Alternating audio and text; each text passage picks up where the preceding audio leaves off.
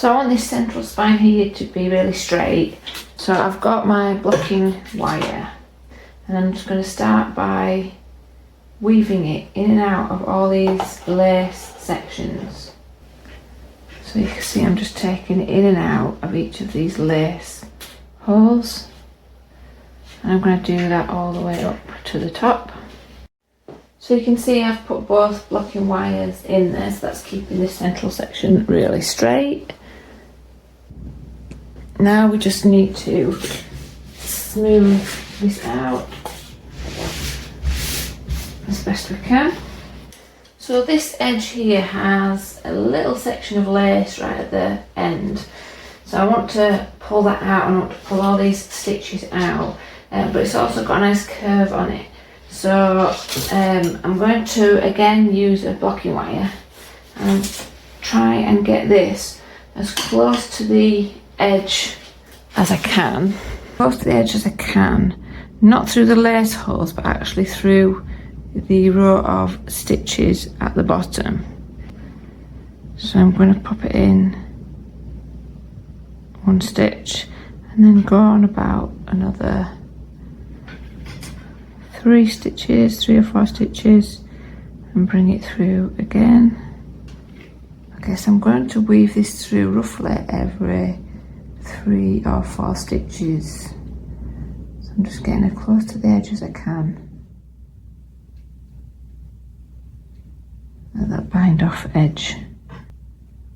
Just need to roll the stitches forward a little bit sometimes, just so that you can see the gaps where you can stick the wire through. So I've put my 2 blocking wires in at either side now, and they all meet at this point in the bottom, which is the point of the shawl. So I've made sure that they all cross there. So now we need to just stretch this out on the wire. So you can see that the wire here is just wanting to just go straight, and we need it to curve. So we're going to have to hold that in place with some pins. Now I've got these T-pins for blocking, or you could just use normal pins, but the T ones are better because they are a bit less flexible. Okay, so first thing is to secure the point of the shawl, so I'm going to put one in there right at the tip, and then I'm going to stretch this up, not too far because it does have to stretch sideways as well, and just pop one in there. That's just a temporary one just to hold it in place. And then I'm going to start to, I'll put one in the middle as well, and then I'm going to start to pull this out into a curved shape and just pop these T-pins in.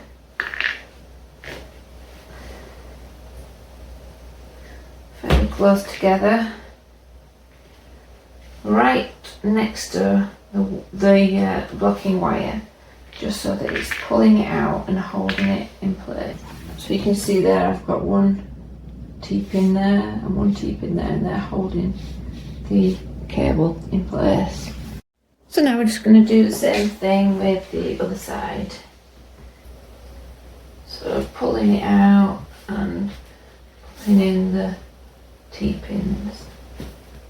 To kind of angle them away from the project, so it's tensioning them against the blocking wire.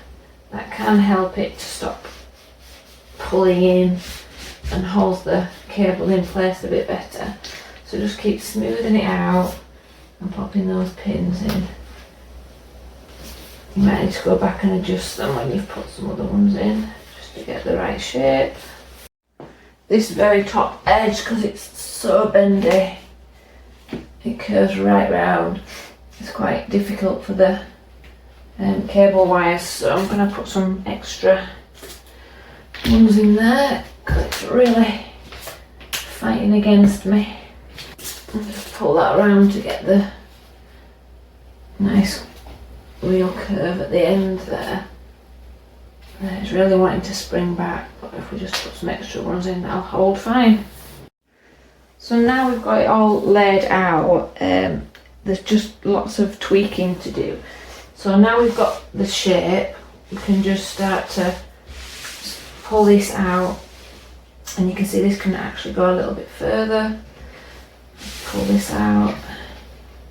So just lots of little adjustments now with the pins.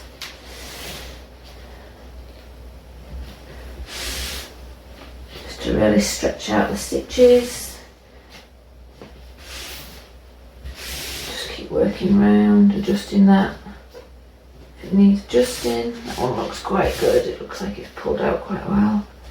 Yeah, now we just need to look at that top edge. Okay, so we've got both our wires in now, and now I'm just going to support this top edge, because otherwise it could end up there, you can see, sagging. So we just want to keep that as neat as possible, because it will start to pull that way with all the pins and the wires in there.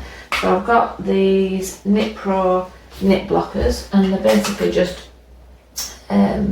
rows of pins fastened inside a block, so it makes it a lot easier rather than having to put individual pins in.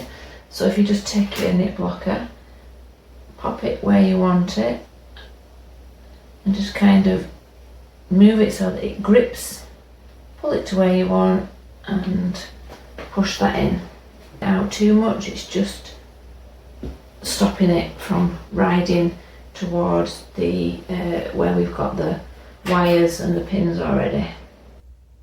And then I'm going to do the same on the other side. So just try and grip it with all the little pins and then push it in. Okay, so you can see that's all laid out now, nice and flat. Stitches are pulled out, the lace is opened up. So all we need to do now is wait for that to dry. So this has been blocking for a couple of days now, so it should be ready to take off. It feels dry. So I'm going to start by taking all the pins out. Okay, so you can see I've taken all the pins out and all the wires, and it's holding its shape really well. So it's blocked really well. I'll probably just neaten up this bottom border, maybe with a light steam, because obviously because we had the wires weaving in and out, it's not quite as flush on the bottom, but apart from that I think that looks really good.